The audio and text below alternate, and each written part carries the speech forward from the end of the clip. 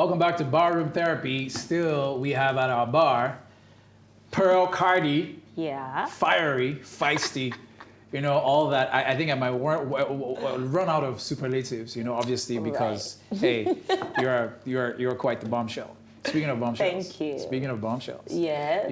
We were touching on, your relationship life. Yeah. Right? And how you basically navigate that, because you realize that, of course, as I said before, somebody of your status with the things that you do, it's very possible that, like responsible guys. Yeah. Probably would find, because, they have the stigma of, this is what she's maybe she's not the best. Oh. Do you know what I mean? So how do you navigate that relationship circle? Especially since we know now that the dating pool is a cesspool. Yeah. Anyways, so the thing for me is, with relationships are relationships for me. That's why if you check, I have all these things that I do that people know about, but then they don't know anything about my actual private life. There's a very, very fine line between those two things. Your private life and the thing that you... So, because, people would have to admit that you do a very good job at hiding your private life. That's what I mean. You hide it because well. Before we had this conversation, I was like, okay, let me try and see what's out there. Pearl, there's not a lot out there. Nothing. But I know there's stuff that's going down. I don't know. How do you know? Right? We have mutual friends. And I know that you try to avoid some people who are in the industry, especially with your business. People, yes. So... You do a very good job at that. But just let's get a little sneak peek. No, but the thing about me is I'm real both ways. I'm real, as life happens, that's how real I am. Okay. So if I meet somebody who's like a decent guy and he wants a decent thing, I'm there for that. I'm not mixing it with, because I'm popular or because I'm famous, so we have to do it like this and we have to take videos and photos. That's another thing that I don't do. It's not to say that I'm hiding my relationships. I don't. Okay. But, I would like for the relationship to be something real before I can now introduce it to like my fans or people who love me and things like that. So when I find somebody, like if I meet a guy now and the guy makes sense, of course, I'll be there as a girlfriend, proper girlfriend, do the girlfriend vibes and all that. But when I have to go to work or when I have to be popular and famous, I'm still that. So although I know that right now, I don't even know what I should call relationships because I don't understand this generation. I don't get what's going on. I don't understand our mindset. Yeah. But I know that my generation, like when I was growing up in my teenage years, I know what relationships were and, what we were aiming at. We were aiming at having real connections, real tangible, friendships and relationships. But now people are more concerned about what they can get from you. One of the experiences that I have in recent times that has actually even made me stay in more is that I find that every time a guy invites me to come out, it's because he's trying to show me off over actually being a decent guy to me. Trying to show you off. Yeah. And while there is an advantage to that, which is, maybe he finds me attractive or at least good enough to want to show off, that doesn't mean that he's putting in the work in terms of how I feel as a person. Okay. So I've had different people at different times invite me and say, let's go to dinner and let's go for something. And then when I get there, I'm seeing other people and I'm confused. Why? Who are these people? Why am I here? Okay. But I'm there. And I can't move away, and some of them are excited. Oh, hi, Pearl, hi, yay. But that's quite uncomfortable. So the relationship, dating game is quite hectic. It really is, kind of annoying. But, when you find the right person, you just find the right person. So do you have a simple philosophy right now? Because you said growing up, it was simpler. It was, much simpler. But now it seems like it's too complicated. You almost have to bring out a Ouija board and then... do some black magic to be able to find the right person. But so do you have a philosophy that basically reflects your current reality? So I think what I do now is I don't do much, and I don't bring out a lot of myself. I do that not generally, but now I think it's a little bit worse because I've had to deal with being in spaces that I don't want to be in and it's uncomfortable. So I've now decided to, sit back, think again and be like, you know what? Don't do much. Don't move if you're not sure of this guy or this person. If you're not sure, if you just have one tiny, just listen to your instincts, Sha. That's mine. Just listen to your instincts. If you have one doubt, don't go anywhere. Just sit at home. It's never wrong. So I think, my instincts is one of the things that I listen to. So you, in starting your career, Yeah. doing the things that you do, did you ever experience anything that was unfortunate?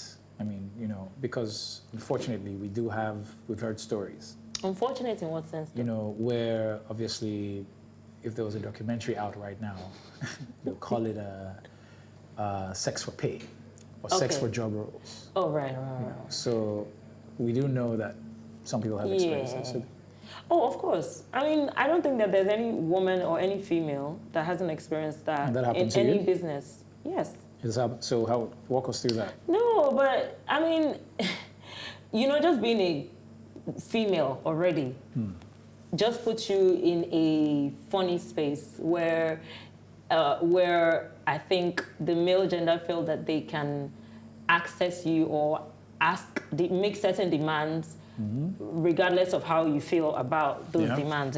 Just being that already. Yeah. And in every sector, it happens. It's not just entertainment, music, movies, or whatever.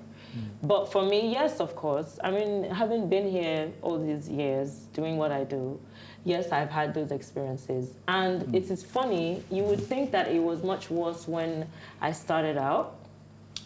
Okay. But I think it's much worse now. Really? And I'll tell you why. Okay, tell me that way. Yeah. So when I first started, I started out as an actress. First movie, it was a female executive producer. I didn't have issues. Then I featured in a couple other movies. Then I was a model. I had a lot of females on there as well. Models here. And then by the time I got to Soundcity, it was now just Soundcity, the company. And that's where a lot of people know me from, right? Yeah. Because I was in that company and I also had like auditions with other people. It was like a group, made the best man win. That's legit. Yeah. So that was legitly what happened then.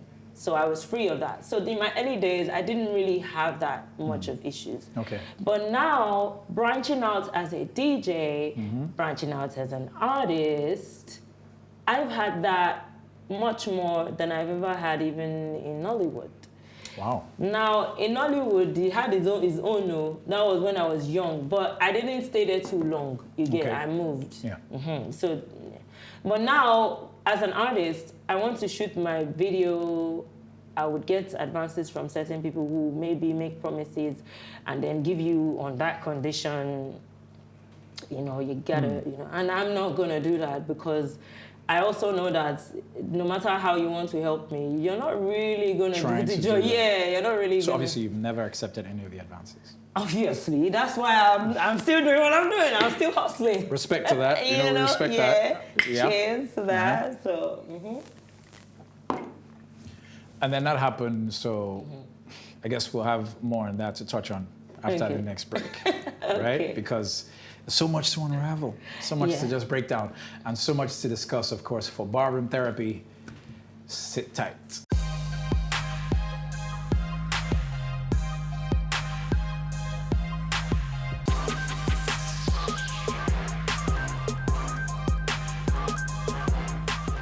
Welcome back to Barroom Therapy, and still keeping it tight, locking it down, and definitely just wowing us with all the beautiful things she's been experiencing, in life. It's all beautiful. Pearl Cardi. Yeah. So Pearl, we have touched on, the things that obviously try to define who you are. Now, you brought up something before, and I guess, that's regarding advances. And I'm sure you're not going to name any names. No. I said I'm sure, I was hoping you'd be like, I can name one or two. Name who and who, no. So you're not going to name? No, I'm not naming anybody, and it's fine, not necessarily. And any of that, was it a traumatic, has any of that experience been traumatic for you to the point where it shook your very foundation or your very belief in whether or not this was the right path for you? No. I need to look at the camera to say that. Yeah. Because I don't think anybody has the right to tell me what I should think of myself or what I want to do. Right? So based on that, never. However, it has made me feel bad. It has definitely, created some like thoughts where you want to just lean back and just say, you know what, I don't see this thing moving further than, where I've pushed it to. But I'm also one of those people who, I just generally feel that what is mine, regardless of what anybody's doing. And I'm a child of God.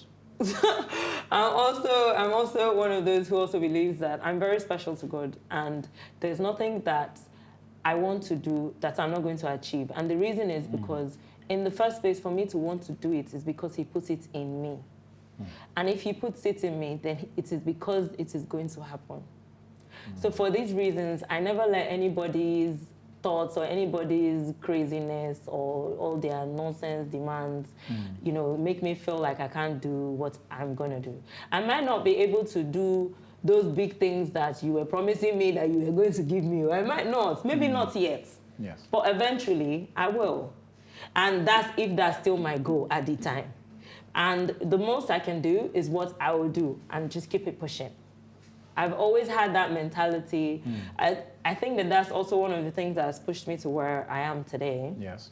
Where I would have been one of those people that I would have by now, nobody's talking about me, nobody's saying anything about me. They've even probably forgotten because I've been here for over like how many years? Yes. Like 17 years. Yes. So, I mean, feeling and being sure of who I am is one thing that has pushed me. Although I see that a lot of people in Nigeria do not like confident women for some reason. Okay. And people might take this the wrong way, but don't.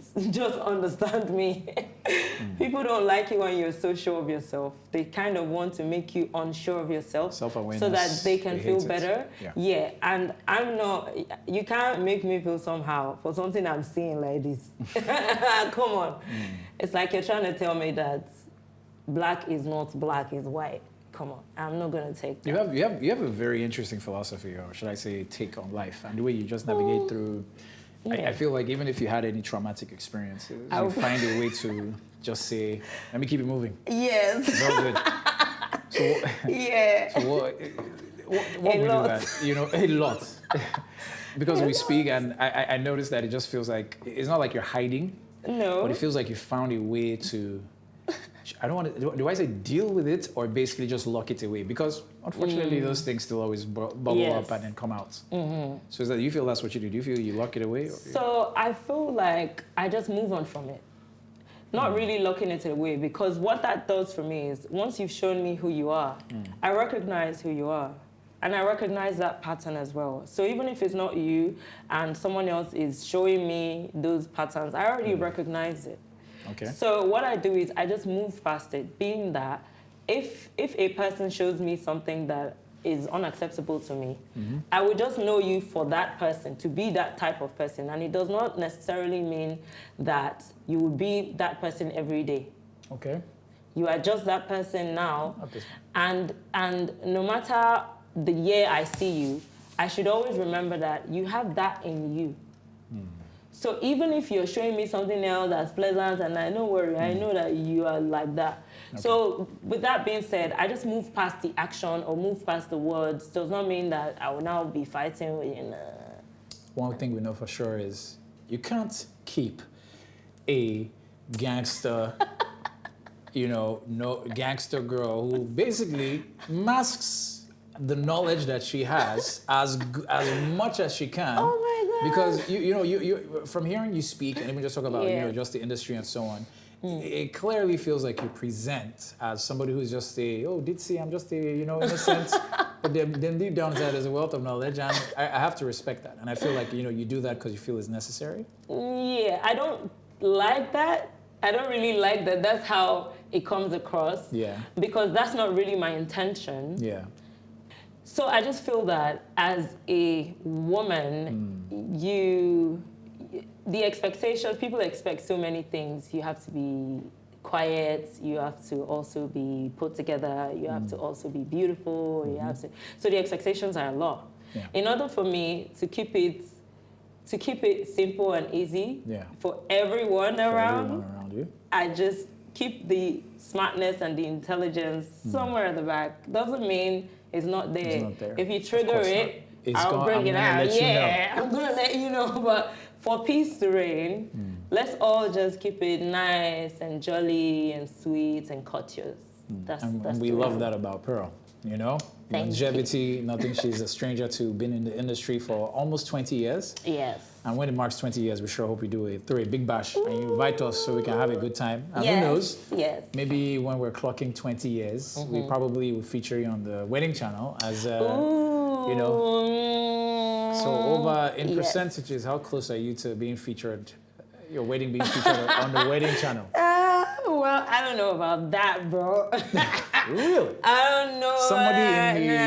Somebody in the oven right now? Somebody right now? Nah, man. I don't know. So the thing is, no, I'm single as a Pringle right now. I wish I'm not. Yeah. So people don't think that, oh, she just does not want to. No, I really do wish I'm not. Yeah. But I'm enjoying it. Or I have enjoyed it so much that now I don't even feel the need to. It doesn't even. Single Pringle forever. And like, it doesn't God forbid. God forbid. But it does not occur to me. It does not occur to me that much.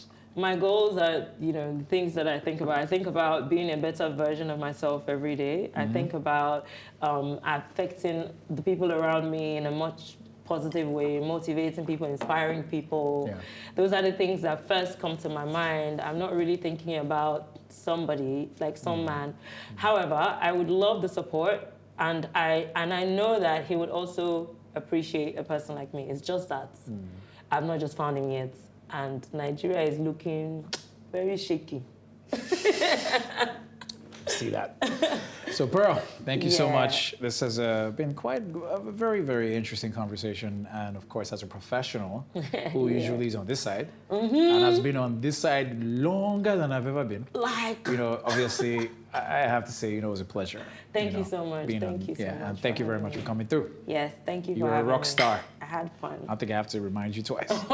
And on that note, ladies and gentlemen, we wrap it up for Barroom Therapy. Thank you very much for stopping by yet again. Hope we catch you again soon.